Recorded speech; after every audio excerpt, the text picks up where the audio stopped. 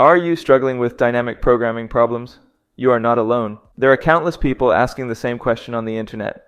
And let's be honest, when it comes to mastering DP, the age-old advice of just practice more or develop your intuition can seem as elusive as the concept itself. Unlike straightforward problem types, there isn't a clear path to follow for studying DP problems, but that's about to change. After tirelessly going through nearly all DP problems on LeetCode, we've managed to distill the essence of DP into a set of practice problems. These problems are grouped into 9 pivotal patterns that will help you develop a strong intuition for dynamic programming. The patterns are warm-up problem. We'll begin with a simple climbing stairs problem to get a feel for how DP works. Then we will demonstrate constant transition by adding a small twist to the climbing stairs problem. Next, we will cover the grid DP where the state is already in the problem description. Next, we will learn about 2 sequences DP with the classic longest common subsequence problem. Then we will get into the more complex interval DP with longest palindromic subsequence. Finally, we will tackle the textbook examples of longest increasing subsequence and the knapsack problem. So buckle up, it's going to be a long video. Let's get started. Okay, now let's get started on the first one. What are our problems? So for the very first problem, we'll go through LeetCode 70, climbing stairs. So for this problem, you're climbing a staircase, and it takes n steps to reach the top. Each time, you can either climb 1 or 2 steps. And the problem wants you to find how many distinct ways you can climb all the way to the top. So let's quickly go through an example. Let's say we're given n equals 3, so we have a flight of 3 stairs. There's 3 different ways to climb all the way to the top from the beginning. So the first way is to climb up all the way to the top 1 step at a time. The second way is to go up 1 step and then 2 steps. And finally, the last way is to go up 2 steps and then 1 more step. And so we have 3 different ways in total. Now, given this problem, how do we think of a dynamic programming approach? So for our intuition here, we get this from the problem statement. And the problem statement says each time you can climb 1 or 2 steps. So that means to reach some stair n, we can only climb 1 or 2 steps to reach it. So the only places we can come from is from stair n-1 or stair n-2. Those are the only places where we can reach stair n from. And so using this idea, we can calculate the number of ways to reach some stair with some sort of recursive formula. So in the flight of 4 stairs example, notice that these first 3 ways use 1 step at the very beginning. And we can think about this as climbing up 3 stairs and then 1 final stair at the end. And then in our last 2 possible ways, we can think of it as climbing up 2 stairs and then 2 more steps at the end to reach a flight of 4 stairs. Now notice that in the first 3 ways, where we take 1 step at the very end, these first 3 ways can actually be found for our answer for the flight of 3 stairs. So you can think of this as the number of ways of climbing up 3 stairs and then plus 1 to reach 4 stairs. Now, using this intuition, how do we come up with a solution? Now here, our solution is so that ways I represent the number of ways to reach stair I. So ways here is an array, and how do we calculate this array? For each value of this array at ways I, the way we calculate it is we sum up the values for ways I-1 and ways I-2. The reason we sum up these 2 values specifically to calculate this is because the number of ways to reach staircase I is the number of ways to reach staircase I-1 plus number of ways to reach staircase I-2. And that's because to reach staircase number I, like we've described before, you can only go to staircase I from staircase I-1 or I-2. And so this general formula allows us to calculate the number of ways to reach every staircase. Now, how do we calculate the answer for the very first values?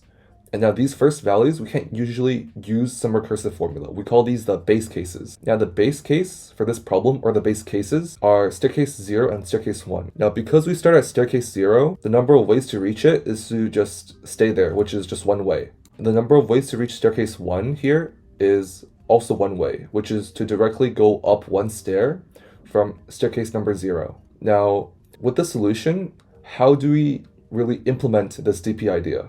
So we're going to do this in a bottom-up approach, and at the very beginning, we're going to initialize our 2 base case values, which is at index 0 and index 1, the number of ways is equal to 1. And we'll do this by first calculating the answer for 2 by taking the two previous values and adding up together, and then we'll do this same method to calculate every single other index in ascending order, like so. And finally, once we've reached all the way to the end, where we calculated the answer for n, we'll just return that number in the end. So let's look at how this looks in our code. The first thing to consider is the length of our ways array. So given n, we want to make an array of size n plus 1. Now the reason we want to make an array of size n plus 1 is because there are n plus 1 different staircase values we need to calculate. And those values are all the way up from 1 to n, which you can see here, and the number 0 adds an additional state we need to store, which is why we want to calculate the answer for n plus 1 stairs. So the first thing we're going to do is create an array of size n plus 1. And as described before, the next thing we want to do is calculate the base cases, which is index 0 and index 1. And both of these have an answer of 1. And for the rest of the cases, we can calculate it with the general formula. And the general formula was just adding the two previous values together. So ways at I would equal to ways at I minus 1 plus ways at I minus 2. And then finally, we can return ways n. And ways n just stores a number of ways to reach staircase n, which is why we return this value. Right, so that's pretty straightforward. Just to recap here, the reason we make the array n plus 1 instead of n is because we have an empty state, which is 0. That's still valid because it's one way to reach 0, which is do nothing. When we calculate this, yeah. And this idea of adding an extra state is pretty common in DP problems, because in DP problems, usually the base case you're going to have is 0. And that's going to give you an extra state. So it's something you should consider when thinking about how to implement or approach a DP problem, whether 0 is part of the base case. Right, so let's take a look at group 2, a linear sequence with constant transition. What does this mean? Yeah, so let's go through an example to see what this means. So here's the example we're going to look at. So min cost climbing stairs. So in this problem, we're given an integer array cost, where cost I represents the cost of the ith step on a staircase. Once you pay this cost, you can either climb 1 or 2 steps. And the problem says you can either start from step 0 or step index 1. And they want us to return the minimum cost to reach the top of the floor. So I guess the intuition for DP from this problem is the fact that it wants us to optimize some answer. And now, how do we think of a DP approach for this problem? So here, let's look at how we can climb upstairs. So it says we can climb upstairs 1 or 2 steps at a time after paying the cost our current staircase. So let's... Wait, so this is basically the same as the first problem we solved, except now there's a cost to climb the stairs. Yeah, exactly. And so we can use like a similar intuition. So the intuition we used before is to reach some staircase n. We have two options. Option 1 is to go there from staircase n minus 1. And what's the cost of going to from staircase n minus 1? It's the best cost, or the min cost, to reach staircase n minus 1, and then plus the cost from n minus 1 to n. And this value here, the cost to go directly from n minus 1 to n, we're given this value in our input, which is just cost n minus 1. I see. Wait, so the cost, is that the cost to reach that stair? Or is it the cost to go from that stair to the next stair? Oh, it's the cost to go from that stair to the next stair. So once you pay cost n minus 1 coins, so it's the cost to leave the current stair, basically. Exactly. And from this stair, we can reach staircase n. And now the other option given from the problem is to go up 2 steps. So the other option to reach staircase n is to go there from staircase n minus 2. And the cost for this case is just the min cost to reach staircase n minus 2 from the very beginning. And then once we reach staircase n minus 2, we pay some new cost to go to n from n minus 2. And this cost here, the cost to go from n minus 2, is just the variable cost n minus 2. And so once we pay this cost, we can leave staircase n minus 2 and then go to staircase n. And that's our intuition. Perfect. Now, For our solution, let's look at how we will use now. The DP values we want to calculate are these values here, the min cost to reach every single staircase. And the reason why we want to use these values as our DP is because we recalculate them. For example, here, to calculate the answer to reach staircase n, we use the answer for n-1 and also the answer for n-2.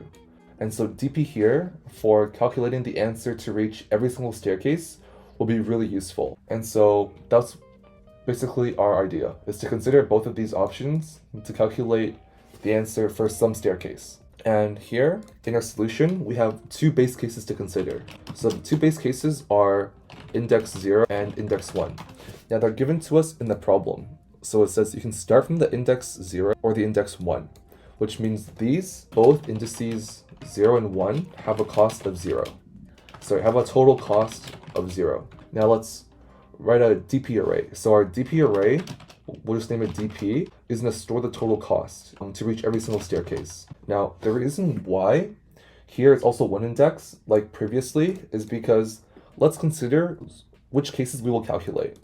So we'll calculate the answer for staircase 0, 1, 2, 3, 4, all the way up to staircase n, right? And so here, there's n+1 values, which would be why we have n+ slots in our DP array.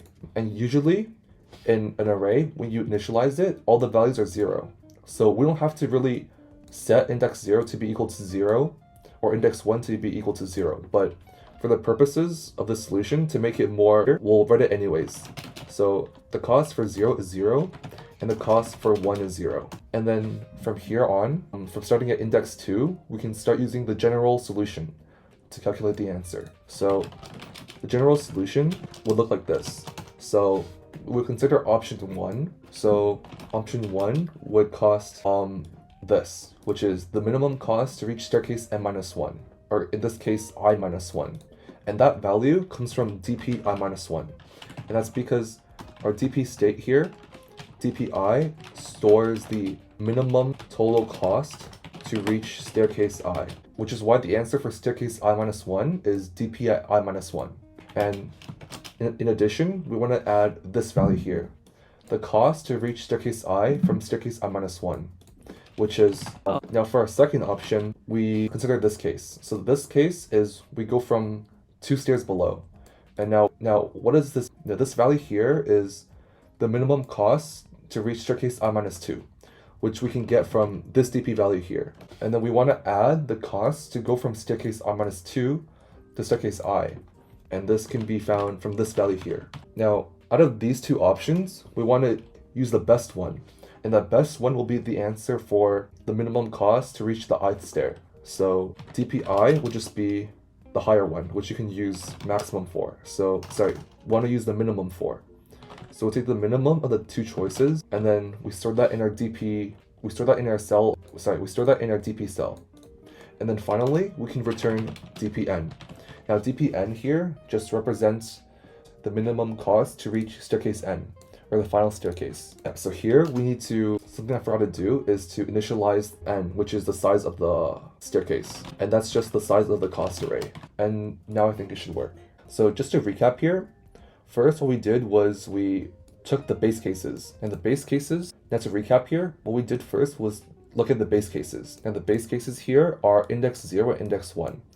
And at both of these cases, the cost to reach these specific staircases are 0, which is why we have them stored as 0. Now for the general case, we just looked at these two options, which I've described above, and we look at the smaller one. And the smaller one is going to be the answer for our current staircase I. And then finally, after calculating all minimum costs to reach every staircase, we'll return the cost to reach the last staircase. That's awesome. Let's take a look at the next group. 3 on grids. Let's take a look at example here. The example we have here is LeetCode problem 62, unique paths. Now in this problem, we have a robot on an m by n grid. So the robot is initially at the top left corner, and it wants to go to the bottom right corner. And to do this, it can move either down or right one tile at any point in time. And given the two integers m and n, it wants you to return the number of possible paths the robot can take to reach the bottom right corner. So let's look at an example. So here in this example, we have 3 ways. So the first way is to move right one tile and then all the way down. And then the second way is to move down one tile to the right and then down one more tile. And then the last way here is to move down 2 tiles and then all the way to the right. And so for this example, when we have, sorry, this should be m equals 3. And so for this example, when we have m equals 3 and n equals 2, we would return 3 because there's only 3 ways. Right. Now- And so why is this DP and how do we approach it? So this problem, we get the idea that it's DP because it asks us to return the number of ways to do it. And DP can solve this problem pretty well. And Okay. let's look at the intuition behind this problem. Now, the problem says we can only reach a cell by moving right or down. And the path the robot takes can only move right or down. So that means to reach some cell, maybe this one here, the only way we can reach it is to reach it by going from the cell above or going from the cell to the left. And so with this idea, we can come up with a solution. Now, the solution is we're going to let dpij, a 2D array here, represent the number of ways to reach some cell ij. Now, notice that the number of ways to reach some cell is equal to the sum of the number of ways to reach a cell above it and the cell on the left. That's because earlier we mentioned that the only way to reach some cell is to go from the top or from the left. So it makes sense that the number of ways to reach some cell is the sum of the ways to reach the cell on the top and the cell on the left. And that's where we get this dp transition here, or this formula. So the first value in the sum is the cell i-1j, the dp value at this cell. And this cell just means the cell on the top, directly above the current cell we're looking at. And the second dp value is for the cell I and j-1, which is the cell directly to the left of the current cell we're looking at. And so the total number of ways to reach some cell ij will be the total number of ways to reach these 2 cells combined. And for this problem, we can use this general formula to reach basically any tile, except for a base case. Now, the base case we have here is, I guess, a cell 1, 1, the cell at the very top. Now, for the purpose of this solution, which we'll see later on in our implementation, it's much easier to think of it one indexed, and I'll go over that later. But for now, let's think about the base case as the cell 1, 1, which is the starting location. And the number of ways to reach this cell is just 1. It's because we start at that location. Now, because our DP is 1 indexed, our DP table will have a bunch of dummy variables on the first row and first column. Sorry, like the 0th indexed row and the 0th indexed column. And these dummy values will just have a bunch of zeros. So imagine there's a bunch of zeros in the very first row before index 1, and in the very first column before index 1. And these values are going to be 0. Now, why would these values be 0? It's because the number of ways to reach these cells that are kind of out of bounds is 0, because it's impossible to go to that cell. Basically, we are sort of hiding the grid from top and the left is imaginary cells that is 0. Let's look at how this would look. So, for example, let's say we had a grid. Let's say this was our grid, so a bunch of zeros, and this was a 2x3 grid. Now, in our DP table, we would have a bunch of dummy variables padded in front. And so I'm going to represent these dummy variables with dash marks. So it will look something like this. Now, we would start at this location. And this location, the answer would be 1. And so these dummy locations here above and to the left, these are always going to have 0 ways, because it's impossible to start from this cell and reach all these locations. And the reason we do this is because on the current grid boundary, we need to look up its left and its top. It doesn't really exist. We pad it with imaginary cells so that the formula, we don't have to handle the boundary condition there. Exactly. So let's look at how our DP solution would run on a sample case. So here, let's look at the case with size 3x3. So first we fill in the base case, index 1, 1, which the answer is 1. And now to fill the second case, there's only one way. And the only one way is to start from the very first location. Now, you might have noticed that in our DP solution, we also look at the cell above. Now, the cell above here doesn't exist. However, in our DP table, we pretend it exists, but it will have a value of 0. And so that's why here we get 1 plus 0 is 1. and so there's only one way to reach this cell. Now, we'll do the same thing for every other cell. So, for example, in this cell, we also have only one way, and that's because the only one way is to go from the left. Now, it can also come from above, but because above is the dummy variable 0, that means there's no way. So in total, we have 1 plus 0 ways, which is still 1. We'll use a similar fashion to calculate every single value in our table. And then finally, we'll just return the bottom right cell in our DP table, which is our final answer. So let's go ahead and look at how this looks. This is a pretty good trick of padding this with zeros. So it makes your code much more clean. And so because we're padding with an extra 0, we're going to have to increment both our bounds in our 2D array by 1. First, our dimension is going to be n plus 1, and our second dimension is going to be n plus 1. And so the first case we need to consider is the starting location, which has one way. And then for a general case, we want to use our formula we made earlier. Now, in this nested for loop, we don't want to recalculate the answer for a base case. And so we'll just check if we're at our base case, and if we're currently at our base case, then we'll just ignore it and move on. Now here, we're going to be at a general case. In the general case, the formula would just be summing up the value above and to the left, which is the sum of the number of ways to go from the top and from the left. And then finally, after calculating the answer for every single cell in our DP table, we can return the value in the bottom right corner of our DP table, which is at cell MN. Great. That's pretty straightforward.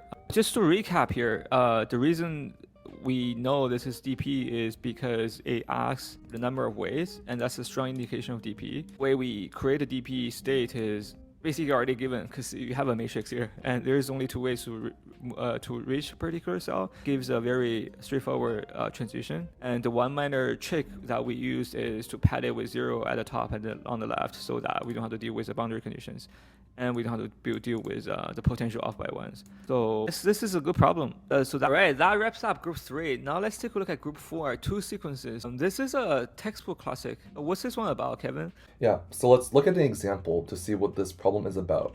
So the problem here we're going to look at is longest common subsequence, which is a classical problem. So the problem here is given 2 strings, text1 and text2, they want us to return the length of their longest common subsequence. And if there is no common subsequence, they want us to return 0. Now, what is a subsequence? So let's look at this example here. We can get ACE as a subsequence by looking at the characters from left to right and picking up wherever ACE is. So for example, we're looking at left to right, we first see an A, and then we're moving to the right, we see a C, and then we're moving to the right and we see an E. So here, ACE is a subsequence because we can move to the right and pick up these characters one by one and create this sequence here. Now, another way to think of a subsequence is to take this string and remove some characters while keeping the relative order of the other characters. So for example, in this string, we can remove characters B, D, and while keeping the order of other characters, we have the string AC, and we can get that ACE is a subsequence. And given this definition, we want to find the longest subsequence that is common to both strings. So we want to find a string that's a subsequence of both string text1 and text2, and then return the maximum length it can have. Okay, and the example here, I guess first one we already went through. It's one, we're basically removing B and D, and you get ACE. So, and the second is kind of a trivial edge case where they're exactly the same, so it's 3. And the third one is they have no common character, so it's 0. I mean, I feel like there should be like one test case where it's a little bit different, but that's fine. Okay, so how do we approach this? So for this problem, so first, before we approach this problem, let's try to think of a decent sample case. Now, the sample case I came up with is the string ABCD and then the string ACBD. Now, to find the longest common subsequence of this string, let's consider the endings of these strings, the ending of the longest common subsequence. Now, first, let's consider the ending of this longest common subsequence, like what character's at the very end of the subsequence. Now, the first case we want to consider is that the ending of this longest subsequence is indeed the last character of the string. Now, if this character, then it's possible we have ABC and ACB, and then we add D to this subsequence. Now let's look at why this kind of trick works. So let's imagine we found some common subsequence between these two strings, which is the largest. Then that common subsequence, if we add D to it, would create the answer for longest common subsequence of these strings, because we're just taking these strings and then adding a D to the end. So I guess this is kind of similar to climbing stairs. When you are looking at many ways to climb 4 stairs, and you can say, okay, the last step, I'm going to take 1 more step. So how many ways are there to climb 3? And plus 1 is what I have. So in this case, we're doing a similar trick where we chop out the last character and say, are they the same? And if they are the same, we can ask, I guess we already know the solution to the subsequence without the last D. Now we just add 1 to it, right? Exactly. It's like thinking about how to reach this last longest common subsequence. We can remove these 2 characters if they're the same, and then calculate the answer for the first 3 characters, and then adding 1. Yeah. And then now, this is our first case we should consider, which is taking the last character from both strings and then adding it to some longest common subsequence of these 2 strings without the last letter. Now, for the other case, let's consider if these 2 characters aren't in the same longest common subsequence. Now, if both of these characters, these ending characters, aren't part of the longest common subsequence, then that means at least one of them isn't part of it. So maybe, for example, we had this letter D in the middle of the string. Now, it's possible that this D gets ignored, and then somehow we match this D with this D. That's pretty interesting. So if the last character is not the same, then could remove last character of one of the sequences and then try to match the remaining. Yeah, so the other case we consider is if we don't include both the last characters in the longest common subsequence. And so our second option is don't include last character of the first string. Now, if we don't include the last character of the first string in our longest common subsequence, we're essentially finding the answer for the same problem, except in the first string, we remove the last character. So essentially we're solving the same problem but on these 2 strings. And then our third option, if we don't include both the last characters in the same common subsequence, is we exclude the last character of the second string. So we think about the answer if we don't include the last character of the second string. And so for this specific example, that would be considering the longest common subsequence of ABCD and ACB. Okay. So basically, if the last character is the same, then you chop it off plus 1. Yeah. And if they're not the same, then you try to chop out one of them and compare the rest with the other one. Yeah, exactly. And so here, looking at this, I guess, this kind of intuition, let's think about how many different subproblems we need to solve. So essentially, if we can cut a bunch of characters from the back and from either string, we're basically solving the problem for every single pair of prefixes. So we're essentially solving the problem on every single pair of prefix of text 1 and prefix of text 2. So for example, we solve it on string A and AC, string A and ACB, string A and ABCD, and so on, every single pair of prefixes. Now, because we're solving it on every single pair of prefix, our complexity is not going to be linear. So we're going to let n represent the length of text 1, and we're going to let m represent the length of text 2. Now the total number of kind of problems was just n times m. And that's because the number of prefixes we can have in string 1 is n, and the number of prefixes we can have in string 2 is m. And so we have n times m different problems we're trying to solve. So let's look at how this implementation would look in our code. So first, we want to get the lengths of the 2 strings, which is n and m. And like we mentioned before, here, there's actually like a base case. And that base case is if at least one of the strings or prefixes is empty. And so if we consider the longest common subsequence of this string, this empty string ABCD, the answer is actually 0. It's because there is no common subsequence. So in our DP, we want to have similar to our grid, a bunch of dummy variables. So our DP table would initially look something like this, and that's if it was a 3x5 table. It would have a bunch of dummy variables in the first row and in the very first column. Sorry, I guess the 0th row and the 0th column. And the reason why we have these dummy variables is because these dummy variables will just store 0, which is the answer for all these base cases. And these base cases are just the ones we described here, which is if at least one of the strings are empty. Now, in our DP solution, we're going to create a table of size n+1 by m+1 because we want to include these dummy variables. And what this table is going to store, this 2D table is going to store, is the answer to the problem, which is longest common subsequence. However, we're storing it on some specific strings. So the first string is going to be, first string is text1's prefix of length I. And then the second string is text2's prefix of length j.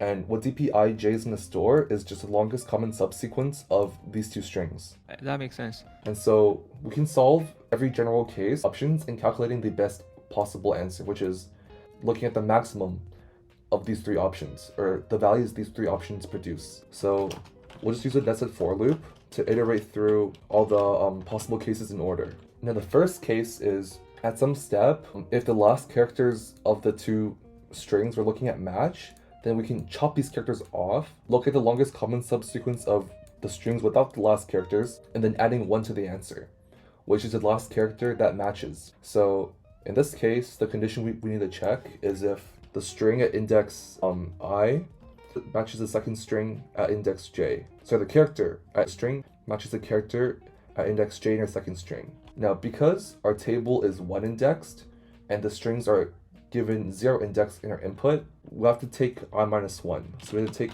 text at index I-1 and compare that to text2 at index j-1. And so if these two characters are equal, we can consider the first case. So the first case is looking at the strings without the last character. So that would be at index that would be at index I-1 and j-1. And then after, we're adding one more character to this longest common subsequence.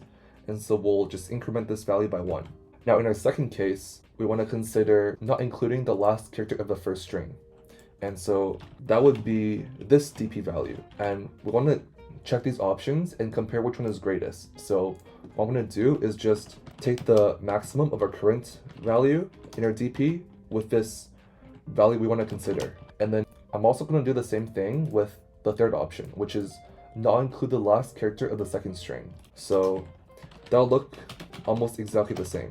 So since at index I and j-1, that's the answer for if we don't include the last character of the second string. So that's j-1 here.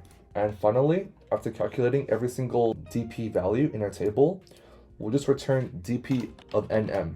And the reason why we return this value is because this stores the answer to the entire problem, because the prefix of length n of the first string is just the first string entirely itself. And same thing here. At index m here, this just means the prefix of the second string of length m, which is the entire second string itself. And so this DP value holds the answer to the problem we're looking for. Okay, perfect. That makes a lot of sense. Let's just do a recap here. So this problem is interesting because now instead of one sequence, now we are looking at two sequences. And the way to solve it is it's almost brute force. You chop out one character, compare them. If they're the same, then you can use the previous longest plus 1. Otherwise, you try to chop out one of them and compare it to the other one. And in terms of implementation, tricky thing, well, the trick we use here is, again, we pad it with zeros around the boundary on the left and top so that we don't have to worry about the edge cases. And I think it's particularly important because when I solve this problem, I guess in DP in general, it's important to keep in mind when you say DPIJ, what does the state mean, right? So in this case, it means text strings prefix of length I. So that the meaning of length I really helps you with off by 1 errors because you are looking at the length, not the index of that particular, not the index. And I guess you gotta be careful when you compare the characters. You got a -1 in the original string in the if condition there. So other than that, this is a textbook classic example of this common subsequence. Literally, if you take a computer science class, this is one of the examples they'll show you. Hey, awesome. This is a great problem. Let's take a look at the next pattern, interval. What's this one about? So I think the best way to get a sense of what this one is about is by looking at an example. And so the example we're going to look at here is this problem. So longest palindromic subsequence. Now this problem says given a string S, find the longest palindromic subsequence length in S. And from I think this earlier problem, this longest common subsequence problem, got the definition of a subsequence. But essentially, the definition here they give us is some sequence that can be derived by removing some elements of a sequence while keeping the relative order of the other elements. So, for example, in this here, the string here is BBBAB. Now the output is 4 because the longest palindromic subsequence is just 4 Bs. Now first, you can see that this is a palindrome. Now, we can also see that this is a subsequence. Now to obtain the subsequence, this original string and remove the character A. And after removing the character A, you're left with the string. And because this is the longest one you can make, the answer here is just the length, which is 4. And for the second example here, let's look at the string CBBD. Now the longest palindromic subsequence, it tells the answer is BB. And this is a palindrome, you can tell easily. And also it's a subsequence, and you can obtain the subsequence by taking this string and removing the characters C and D, and you're left with just these 2 B's in the middle. And so the longest answer is 2, so we just return 2. Okay, yeah, that makes sense. So instead of working with 2 sequences, and now we're back to 1, we're looking at palindromic subsequences. So how do we do that? So the intuition, I guess, for the DP solution. For the intuition, let's look at an example. So for this first example here, let's look at the string they give us. So this string they give us is a palindromic subsequence from this. Let's look at the first character and the last character. Now, these 2 first characters are matching.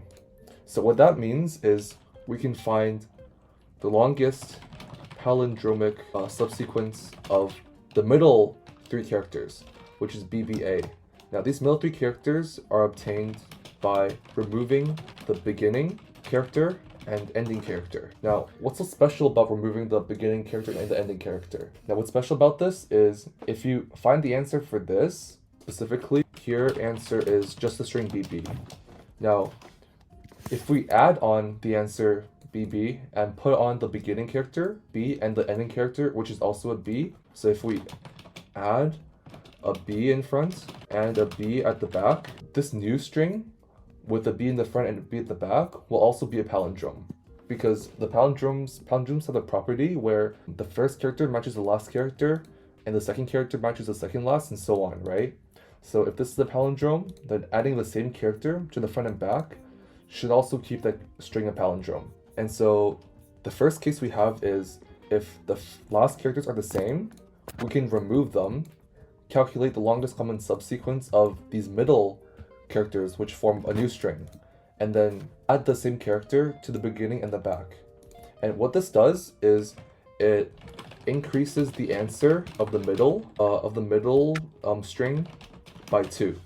And it increases by 2 because we're adding a character to the front and to the back, so the length will increase by 2. Now what if we don't want to do this? Or what if the last character doesn't match the first character? Or what if we don't want to consider this first case?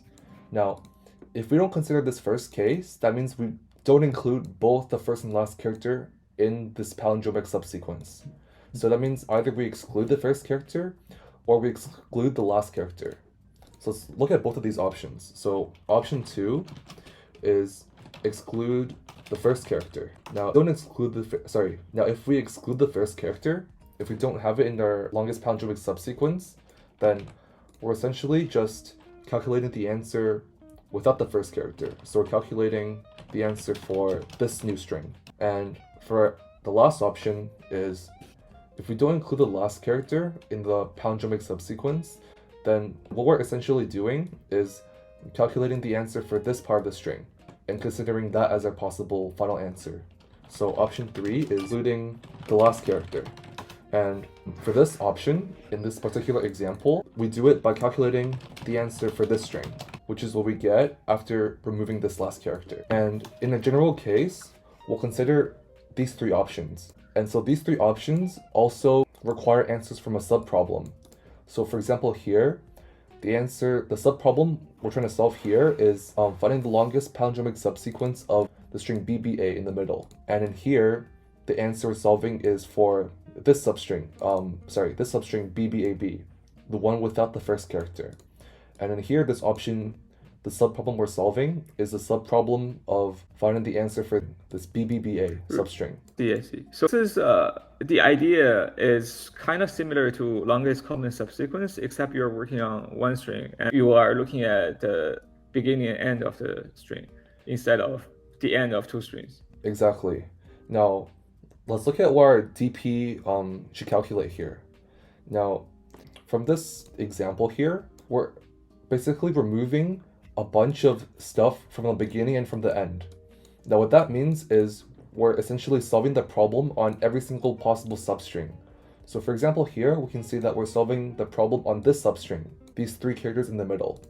Now for this subproblem, we're solving the problem on this substring, these first four characters. And for this problem, we're solving it on this substring, the last four characters. And if we continue solving this recursively, essentially in the end, we're going to basically solve it on every single substring. Now, how many substrings do we have in a string?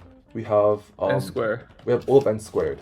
And the reason why we have O of n squared is because there's n options to choose the left border, and so there's O of n options to choose the left part of this the left index or the left border of the substring, and there's O(n) options to choose the right border of the substring. And so essentially our DP is going to be calculating, is going to be in the form DPLR, which is the answer for this problem. And this problem is longest palindromic subsequence.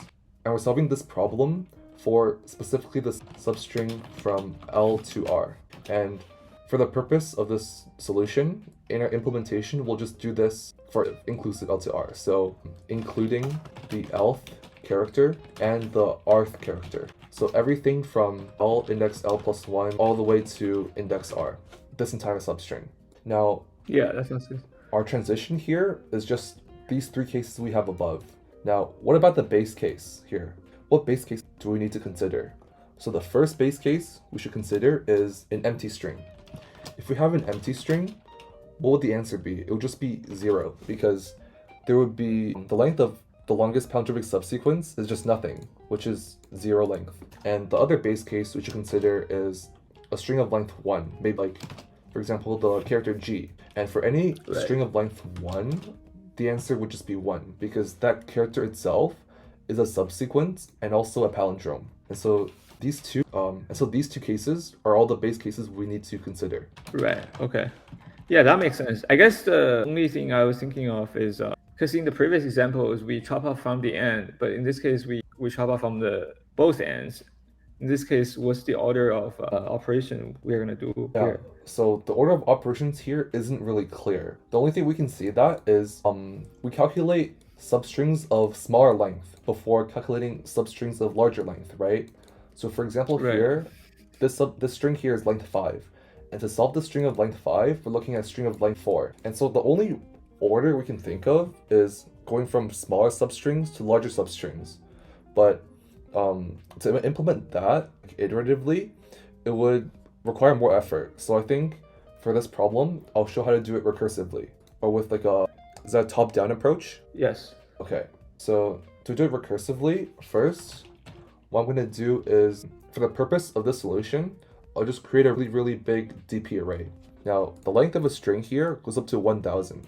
So that means n here will be up to 1000. And so our DP array has dimensions n by n. And so I'll just create a really large DP array with 1000 by 1000. So we are not doing the +1 trick anymore. Oh, so here the base cases, we can handle it recursively. So we'll just have like an if statement to check for the base cases. I see. So all the cases we need to consider are in the form of a substring Inclusive. from L to R. Yeah. Right. Okay. So that means L, what the L range can be is, So let's look at what values of DP we're calculating here. We're calculating every single substring. Now every substring will start at index either 0, 1, 2, all the way to n-1, where n is the length of the string. And every substring will end at either index 0, 1, 2, or all the way to n-1. And so in our DP table, it's actually going to be n by n, because there's n possible ways to start our substring and n possible ways to end our substring. Right, okay, yeah, that makes sense. So basically, we're gonna do every single substring. And the DP array here is more for caching purposes. Once we get a number, we'll put it in there so we don't have to do it again. Yeah, exactly. So for this problem, I'll just name the recursive function solve for solving this problem.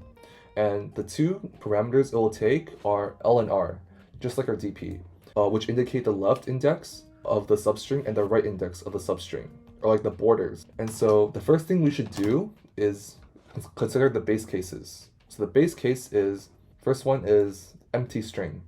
Now, because this is inclusive, we're including the lth and rth character. To check if it's empty, we should just check if L plus 1 is equal to R. That means this substring we're looking at is empty. And if this is the case, then we'll just return 0 automatically. Wait, so the L and R, are those indices inclusive, or if they're inclusive, shouldn't it be L equals R to be? Oh, so if it's L equals R, then from the range LR, let's say, for example, we had L equals 3, R equals 3, right? In this case, L is equal to R. Now, in this range, it's just the third character itself. This range just represents the character at index 3 as a substring. So to check for a substring of length 0, Oh, sorry. I got confused. So in this case, it's basically L is to the right of R, which makes no sense. All right. So we are looking at inclusive on both indices. Unlike most programming, for example, in Python, you'll be like left inclusive, right exclusive. In this case, it's both inclusive. I guess it's just important to keep it consistent. So I should clarify here. So here we'll just say both L and R are inclusive. Okay. And the second case here is if length is 1, and we can check that by just checking if L is equal to R. If this is the case, then we'll just return 1. And then otherwise, we'll look at whether or not we've cached this value previously. So if we've cached this value previously, we can just check if we solved DP before. So we can check if we solved it by just checking if the value in our DP solution is positive. If it's positive, we'll return it because we've already solved it before. The reason why we can check if it's solved with this condition here is because any single substring that's not empty will have at least an answer of 1, because one character itself could be a palindromic subsequence. And so this condition would satisfy that case here. Now, for the general case, first thing we should consider is if the last character matches the first character. So if index L matches index R in the string. And one thing I should do first is, for our string, I should create a global variable. And that's because here in this function, when they give us a string s, we can't access it from this function here.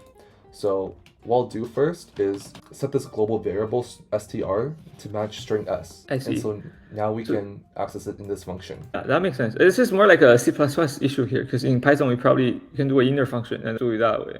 Yeah. But anyways, So in this case here, what we're going to do is get the answer of the longest palindromic subsequence of the inner substring. So the substring without including the first character and the last.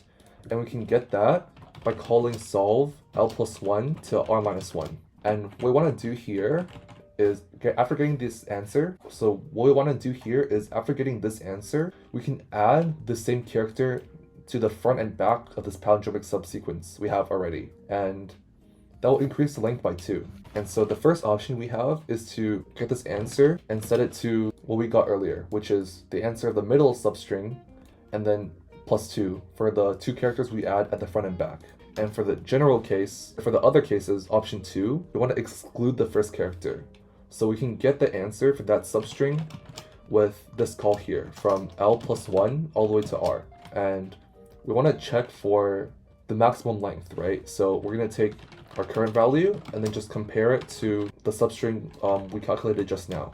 And then for option 3, we're going to do the exact same thing as option 2. So we're going to take the substring from L to R minus 1, and this excludes the last character. And we're going to calculate this and compare it to our current answer. And then finally, once we've considered all options, we can return what we have in our DP cell. So this wraps up our function, and to solve the entire problem, what we're going to do is call DP from for the whole string. Sorry, call the solve function for the whole string.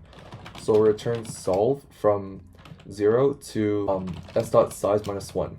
And here is just n minus 1, where n is the length of the string. So we're find the answer from index 0 all the way to index n minus 1 inclusive. And that essentially checks the whole string. Oh, what happened here? We're missing 1 for some reason. Let me think. That's weird. This looks correct. Is this only test case? Oh, I guess it failed this particular one. Let me think. Sorry. So this case should be L equals R plus 1. So this should check if L is 1 after R. So yeah, that's what I saw. That's when I look at it, I was like, that sounds like it's 1 apart, but they have not crossed yet. Yeah.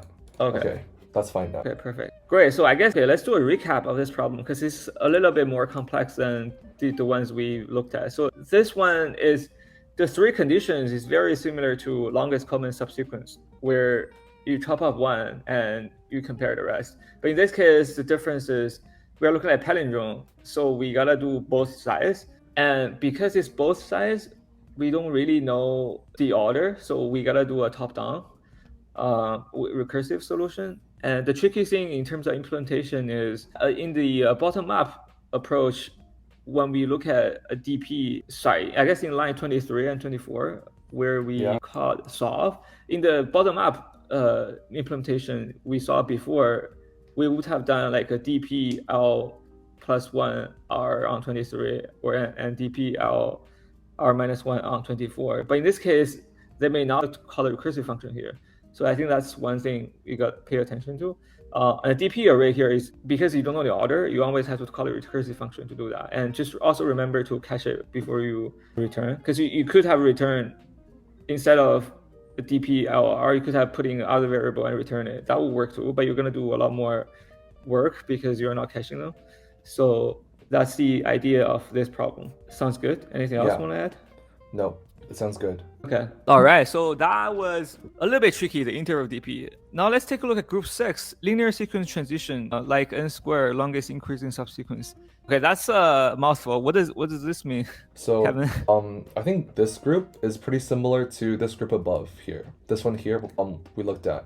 However, for this problem, the similarities is that we solve on every single prefix. And the difference here is that here, usually the transition is constant time. We only consider like a constant number of options. But here, the number of options we should consider from transitioning can vary. And usually the transition will be longer than constant, maybe like linear time. Wait, so you're saying the transition, I guess in group 2, we were looking at climbing stair with a cost. That cost you can just look up from a dictionary. But in this case, you were saying we can't just look it up directly. We got to do some work to find. Yeah, that could be true. Or also there could be many different steps to consider. So for example, here, maybe the problem would be to climb up from a bunch of different possible stairs. Okay, that sounds a little bit abstract. Why don't we do one problem and see what you mean? Let's take a look at an example. So for this example here, this problem is given an integer array, ARR. They want us to partition it into a bunch of subarrays of length at most k. Now after partitioning, each subarray should change their values to become the maximum value of that subarray. Now, what does this mean? Let's go take a look at an example first. So let's take a look at example 1. So in this array, we have these numbers, and the way we're going to partition them is take the first 3 numbers and put them together, and then this 4th number, we're going to keep it just by itself, and then these last 3 numbers, we're going to group them together. And so in our final array, these 3 numbers will change to become the maximum here, which is 15. And this number 9 just stays as this number 9, and then these 3 numbers here will change to become all 10s because the maximum of these 3 numbers is 10. And so finally, I see. We have this array, and the largest sum we can have is just 84, and that's what we'll return. Okay. Yeah, this is an interesting problem Because by the first look at it, so what it's saying is basically you can divide the array into subarrays, and the subarrays has a maximum length of k. And within the subarray, you can pick the largest element in that subarray and make all the elements equal to the maximum, right? So when I first look at that, feels like greedy. You pick the largest element, you try to grow that. But I guess there's probably edge cases greedy will fail when just by growing the largest it would be a local maximum, not the global maximum. So I guess DP is safer because you are just trying everything. And so the intuition here for DP is, I think we should consider how to reach some step, like how to reach a partitioning for the whole array. So let's look at this example here. This is a pretty good example. So for this example here, imagine we partition this array. After partitioning it, it would have some last subarray. So for example, imagine we partition it like this. Obviously, this isn't the best possible answer, but it's a possible partition. And in this partition, here is our last subarray. Now, let's consider every single last subarray we can have. And there's only k options here, because the last subarray can either have length 1, 2, or 3, or all the way up to k. And so the first option we can have for last subarray is just the last number itself. And the second option we can have, let's label this as option 1. The second option we can have for the last subarray, second option is take the last two numbers and group them together. And so we'll have a partition like this. And then the third option for the last subarray is like this. It would be the last three numbers grouped together. Okay, so this is almost a repeat of the longest common subsequence trick where you chop off from the end and then you build on the previous subproblem, except in this case it's k, it's not 1 or 2, so it's like a variable thing depending on the problem. So instead of just one line, you are doing a loop to iterate each case. Exactly. So here for option 1, we're looking at the cost that this partition produces. Now the cost that this partition produces is, first, let's assume we calculated the best value we can have from partitioning this subarray.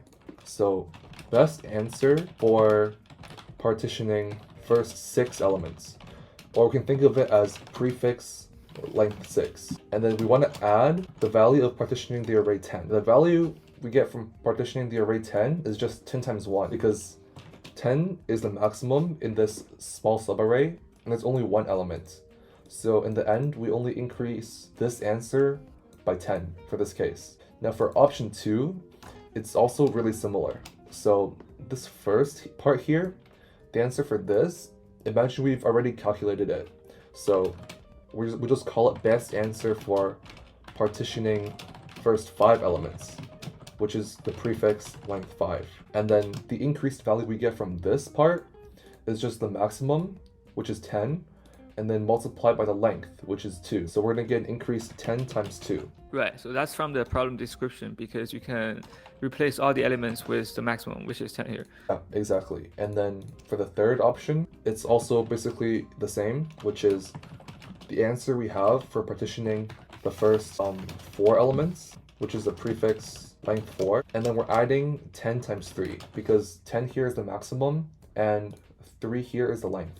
And so the answer for this entire array, the best partition, is going to be the greatest value out of these 3 options, or the maximum. Okay, yeah, this is getting kind of mechanical now that we solved a few DP questions of this type. Yeah, so given this intuition, how do we come up with some actual DP state and transition, or an actual solution? So notice here that we're repeatedly calculating the best answer to partition some prefix of the array.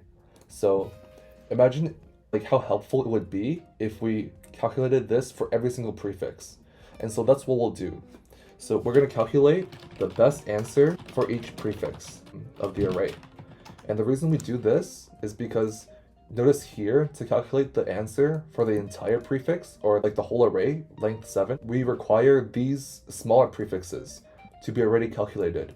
And so from here, our general solution to calculate DP would just be looking at these 3 options here. So just look at, so DPI would just be the best option of chopping off either one element from the end, 2 elements from the end all the way until chopping off k elements from the end. And when I say chopping off, I just mean splitting it to 2 more arrays.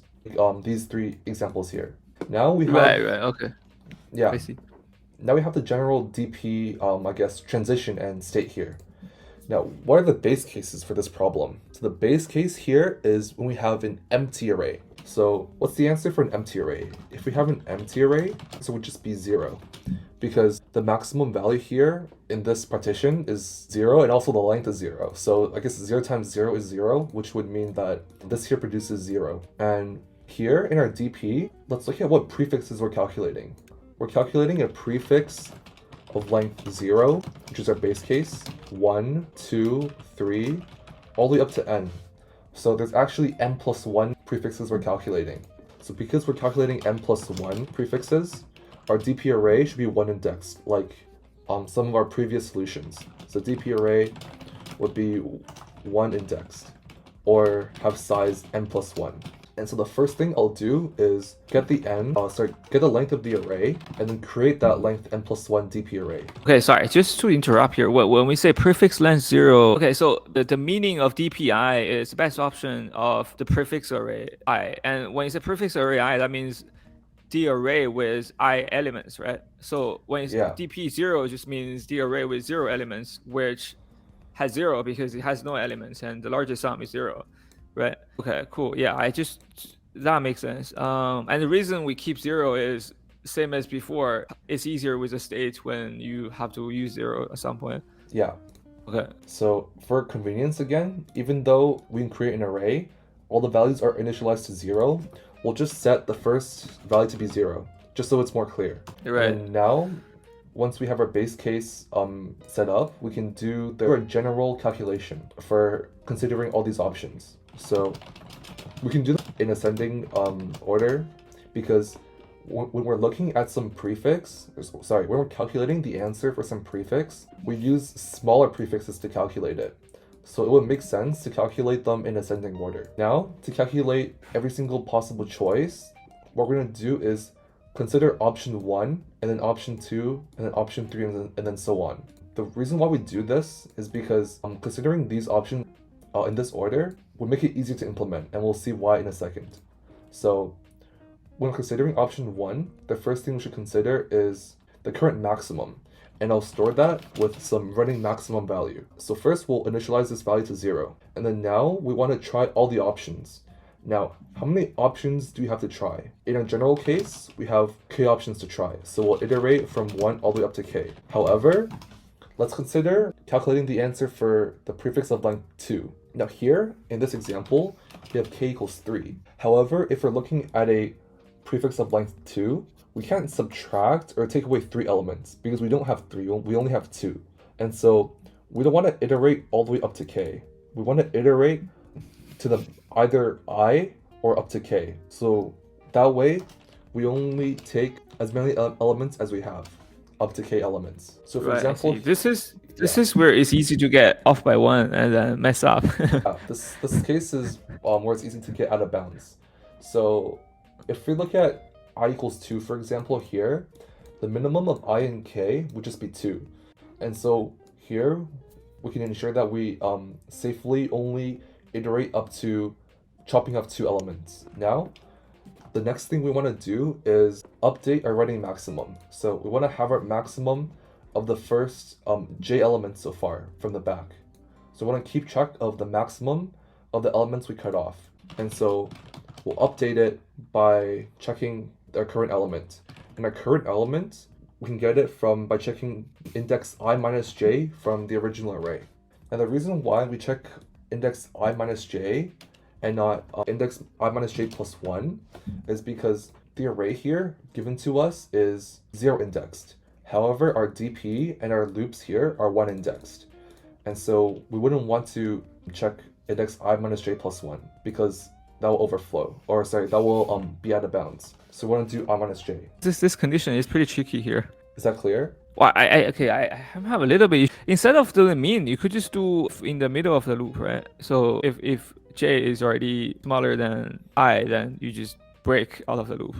I think This doesn't really matter. Sorry, what does the AR minus J mean again? So you want to find the max of the current max and the... so the current index, for example, in this case, I will be at 7, right? And J will be Right. 1. So we want to update our running maximum. And so we want to take the maximum of this and our running value, which is this. So to get this index, it would be at I minus J because array is 0 indexed. So for example, here I is 7 and then J equals 1. And so I minus J would give you 6, right? And in our 0 indexed array, this would be...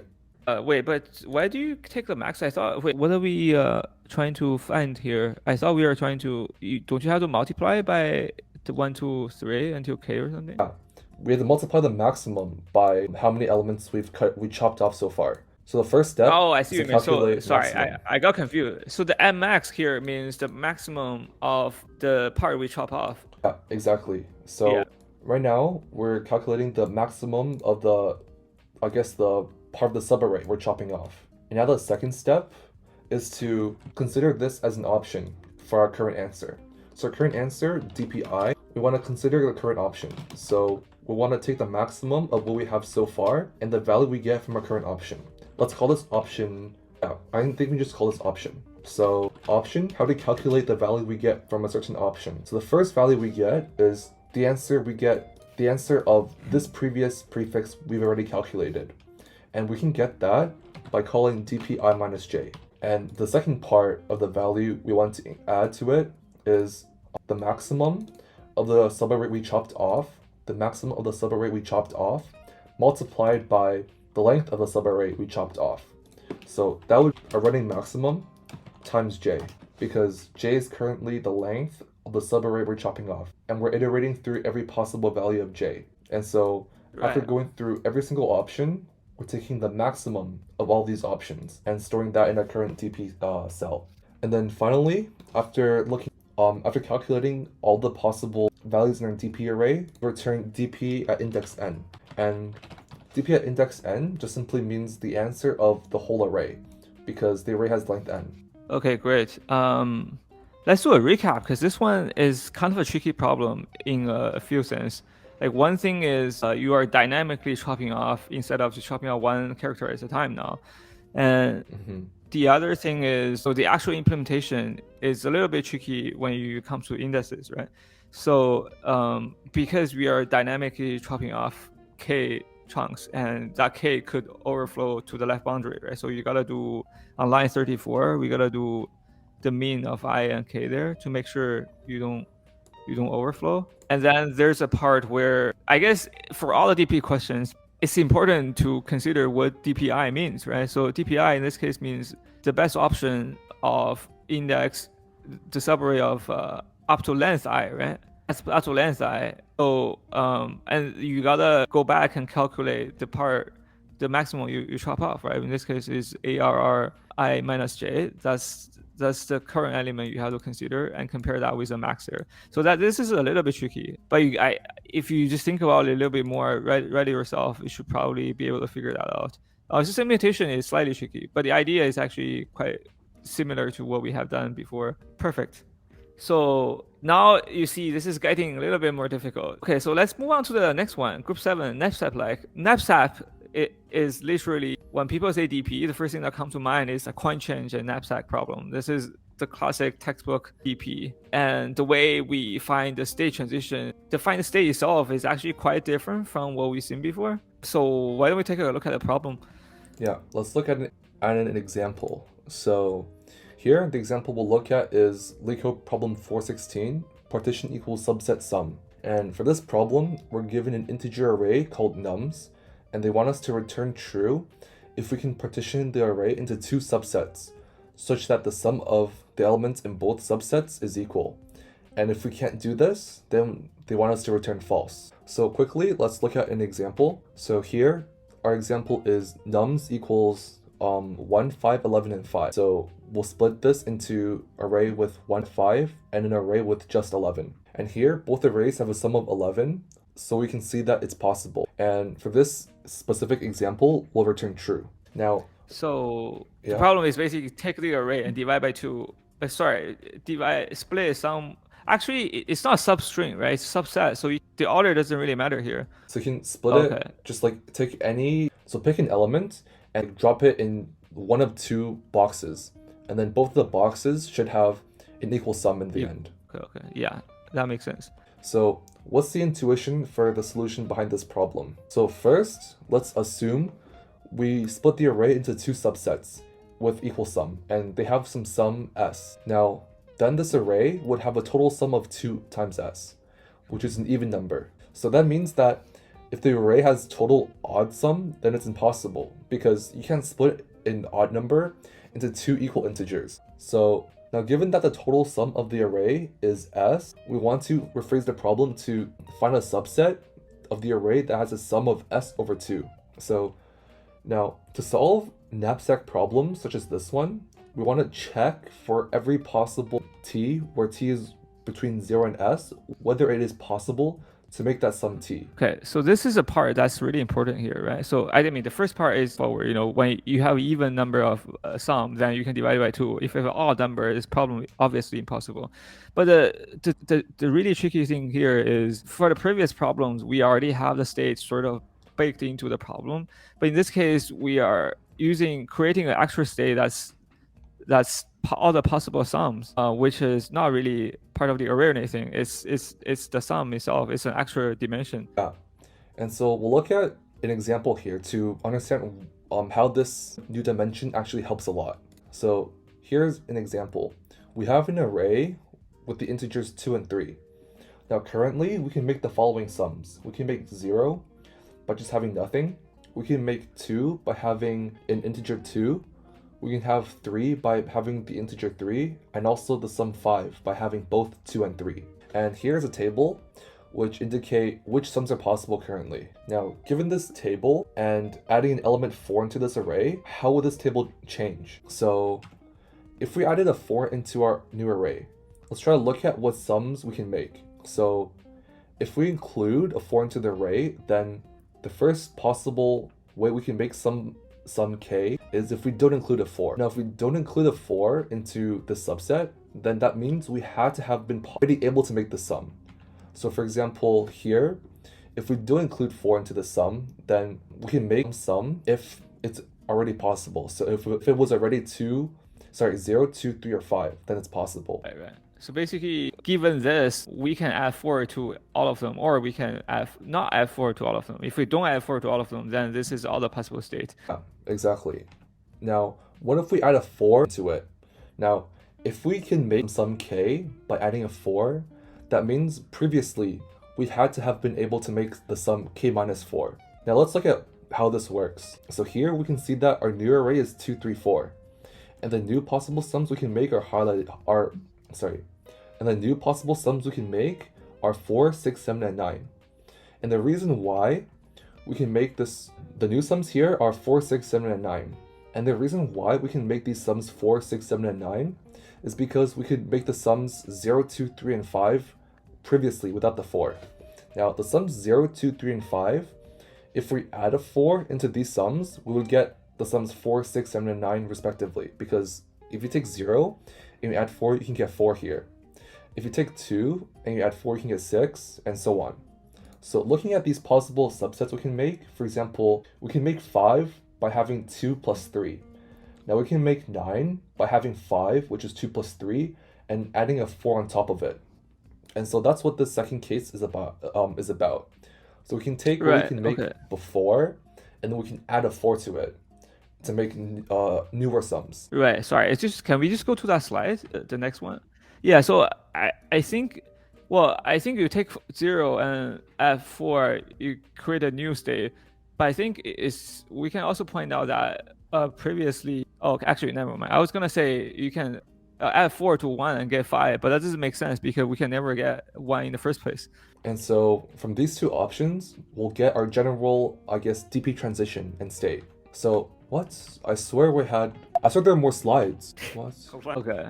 Hold on, sorry. Let me look at, that's really weird. I'll use these. Okay, so now from this previous example, we can look at, we can think about our DP state and transition. So from this previous sample, we know that given some possible sums we can create, and we're adding a new value into our array, we can generate the new possible sums we can create. So for example here, we knew that 0, 2, 3, and 5 are possible before, and then adding a 4 into this array, the new possible values are 0, 2, 3, 4, 5, 6, 7, and 9. So that's what this first line is about. And so using this idea, we can start first with an empty array. And currently we know that we can only make the sum 0. And then we'll use this idea to add every element into the array one by one. And by adding it one by one, our table is going to update at the same time as well, as we're adding integers into our array. And then after we add every single element into this array and calculating our new table one by one, we'll get our final table. And then in our final table, we'll check if we can make the sum s over 2.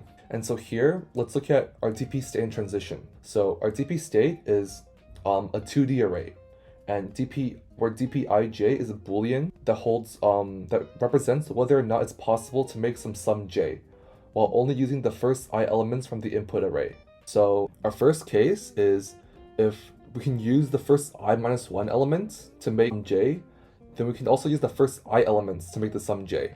And this comes from this first idea here. So if we don't include a 4, we can still make the sum k if we had previously been able to make the sum k. In our second case here, the condition might look a bit confusing, so I'll just explain it from the sample here. So the second case in our condition is essentially just including this new element we add. So if we include this new element we add, for example, here's a 4, then some value k is possible if only k minus 4 was previously possible. And that's because if k minus 4 was previously possible, and we add a 4 on top, then that cancels out. Then we have k minus 4 plus 4, which gives us k in the end. So that's essentially what our transition is. Now, what are our base cases for this problem? Now our base case is if we take 0 elements, we can make the sum 0. And that's essentially it. So let's look at how our code for this problem would look like. So first, we're going to do this problem bottom up iteratively. And also, we're going to use the same trick we used before, which is to make our dimensions 1 indexed. So we're going to make an array size n plus 1 by s plus 1. And the reason why is, again, we're going to have a bunch of dummy variables in our DP. So let's try to imagine what that would look like. So it looks something like this. And these dashes just represent our dummy variables. And first, this here, and this is our base case, which I described earlier, which is just if you don't have any elements, then it's possible to make the sum 0. And so first, what I want to do is calculate s. Now I'm going to use the variable sum for s. And the way we calculate it is just iterate through all the elements in our array and add it to sum. And then now we want to get the length of the array, which we'll store as n. And after this, we can create our 2D DP array. So DP bounds n plus 1 by sum plus 1. Actually here, we don't need to store up to sum plus 1. That's because we only care if we can make a sum all the way to s over 2. So if we can make, we don't really care about that. We only care whether or not it's possible to make some sum s over 2, and that's it. So instead of having sum here, we can have sum over 2. Awesome. Right, that makes sense. We should probably check whether it's even or odd. If it's odd, you can just return false right away. Yeah. So before that, we'll just check if sum is odd, then we'll return false right away.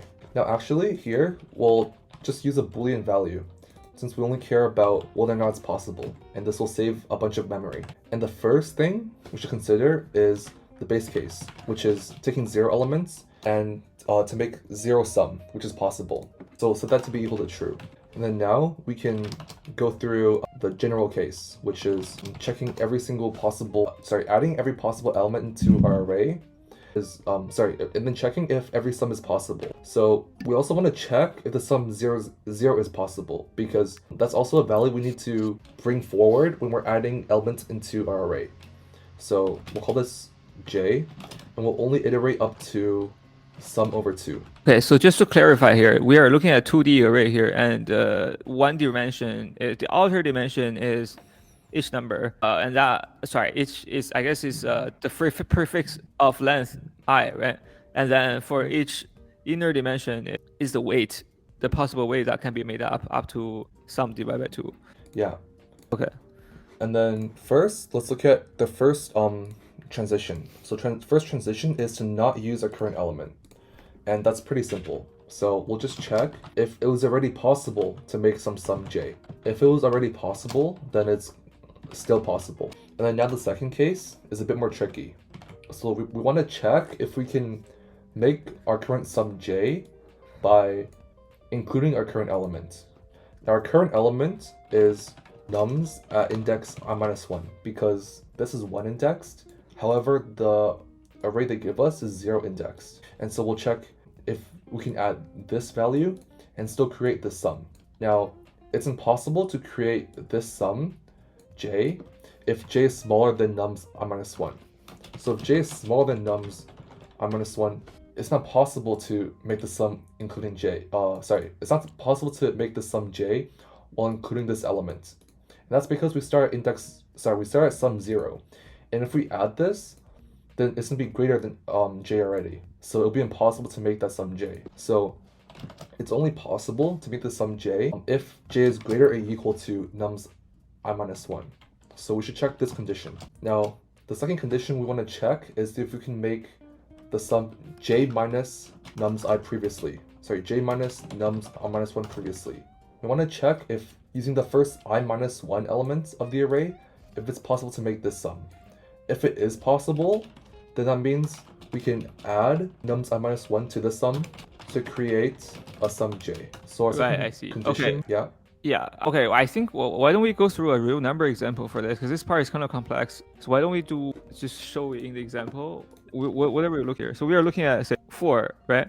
And what are we doing here? So we are iterating I equals 4 here, right? And then what do we do? So we look at 4, and 4 minus 4 here, this new element we're adding is 4, right? So we're looking at 4 Right. minus 4, and that's 0. Now, because 0 was already previously possible to make, that means 4 is possible to make. Because we can take 0 and then add 4 to now reach 4. And this is also true with the other numbers, like 6, 7, and 9. So for example, for 7, it was already possible to make 3, which is 7 minus 4. Now taking the answer for 3 and adding on top 4 will give us 7, which will be possible. So we're checking if subtracting the current element and that sum, and checking if that sum is possible. Yeah, see. So just to look at, can we go back to that slide? Yeah, so basically, just to recap, for this slide, in the iteration, we are doing I equals 4 because we are trying to decide whether adding 4 would change anything. And j is the weight in the second row. So Yeah. okay, cool. And this concludes our second option. So in the end, what we're going to do is we're going to check if we can make the sum over 2 with the first n elements of the array, or the entire array. And to check that, it's just going to be the Boolean value in this cell in our DP array.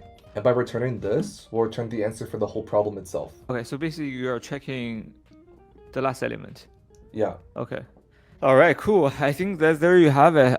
This problem I think is certainly trickier than the other ones. I guess the thing is you gotta figure out that second dimension here, which is really not in the original array at all. So it's the value, right? So the weight. The reason it's called a knapsack is in the original textbook example, you have a bag and then you have items of different value of different weight, and the bag has a fixed weight.